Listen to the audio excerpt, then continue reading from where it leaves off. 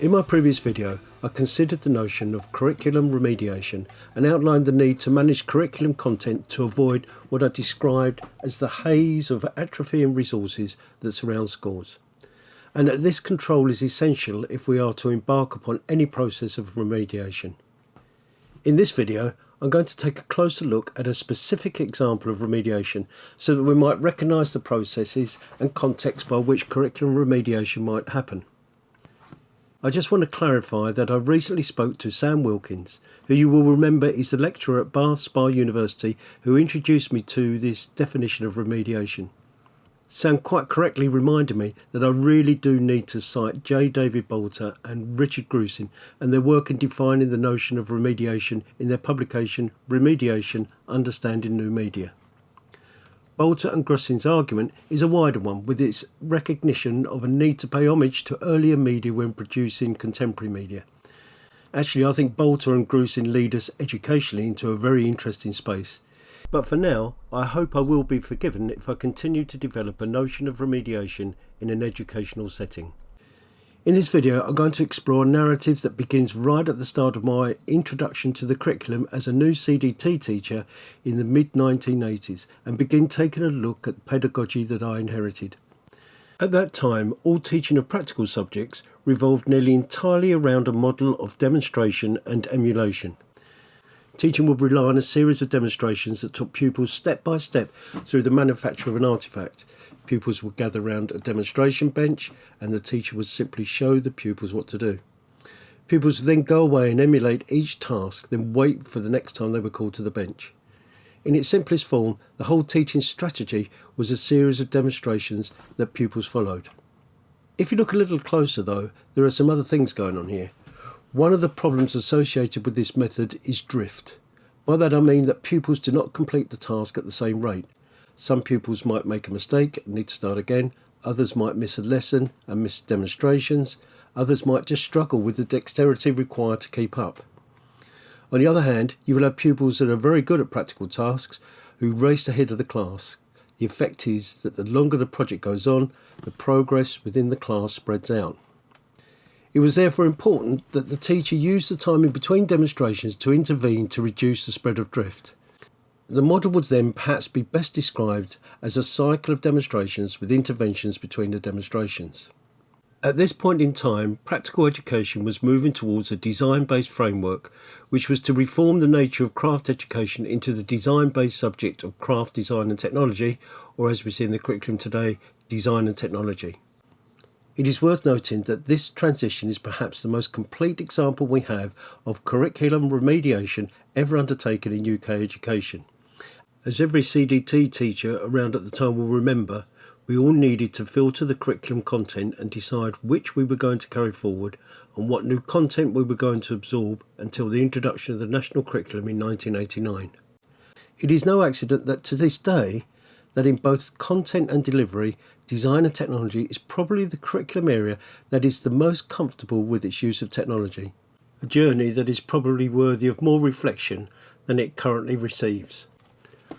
What follows is an account of development that I undertook on a unit of work commonly presented to Year 8 pupils around the topic of transistor sensing circuits. In this course, pupils were asked to make identical moisture sensing devices to detect whether a household plant needed watering. The device had two sensing probes that could be poked into a plant pot and, depending on the moisture present in the pot, would activate an output device such as a buzzer or LED if the device could pass a current between the two probes. I'm not going to subject you to a blow-by-blow account of this development, nor am I going to offer data to justify or validate it. This is just an example of a reflective teacher responding to issues they see before them like many others do every day. For the moment, all I'm going to do is share a list of milestones of how course structure and resources were developed to support the course, and I will share my rationale for the changes as I go. An early development of the course was the production of a course booklet to take pupils through the stages so they could work independently. The booklet did not entirely negate the need for demonstrations, but did improve pupil engagement and project completion. although its primary purpose was to address the drift described above by providing another means to access instruction. You have to remember that computers were not generally available at this time, and photocopiers had not completely replaced the old banded machine in many schools. Knocking out a worksheet or a course booklet was generally a protracted publishing exercise. Course booklets also allowed for the introduction of design elements, which improved ownership of the final product and pupil motivation. However, documenting the course in that level of detail did create an asset that was essential to the further development of the course later on. Some years later, I developed a multimedia application that allowed pupils to choose from a range of circuits. The application provided all constructional details for around 60 different circuits that all had the same educational weighting. Versions of this application are still available on the internet some 30 years on. This allowed pupils to engage in problem-solving identification and for the course to have a true problem-solving focus. Pupils could find real problems to solve instead of being provided with a set solution to what was, after all, a bit of a non-problem. This increased engagement and pupil ownership and eased the burden on teachers to demonstrate, as the application provided all the constructional details required to assemble the circuit. I was working in Hampshire at the time, and the above was made possible by my participation in their engagement in the Acorn Computing-led Horizon project, which encouraged teachers to engage with multimedia authoring. Some years later, I published a website that contained all course information and resources.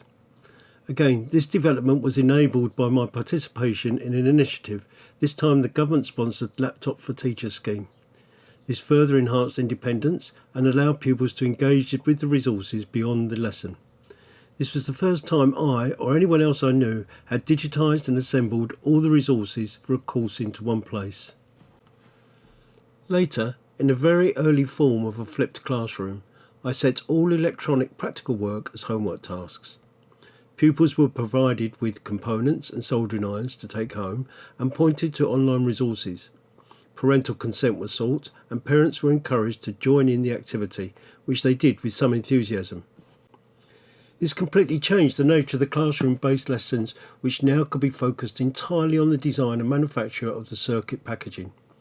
Project completion was much improved and pupils were exposed to a much wider range of constructional solutions. This provided more opportunities for teachers to differentiate and encouraged a dialogue with pupils about their own learning needs if they were to realise their designs. The final iteration of this course, where all elements are in play, would, I feel, satisfy any contemporary criteria for course design. A variation could easily have been adapted to apply during lockdown, where it presents opportunities for asynchronous and synchronous learning activities. I developed this course over a period of 13 years, where I reworked versions for 3 schools. As an example of remediation, we can see that this was an iterative process where each version built on the advances achieved by earlier versions. We can also see that each iterative change was stimulated by changes in the technology available. And we can see that these changes were supported and stimulated by initiatives that allow teachers to do what they do best, reflect on their own practice.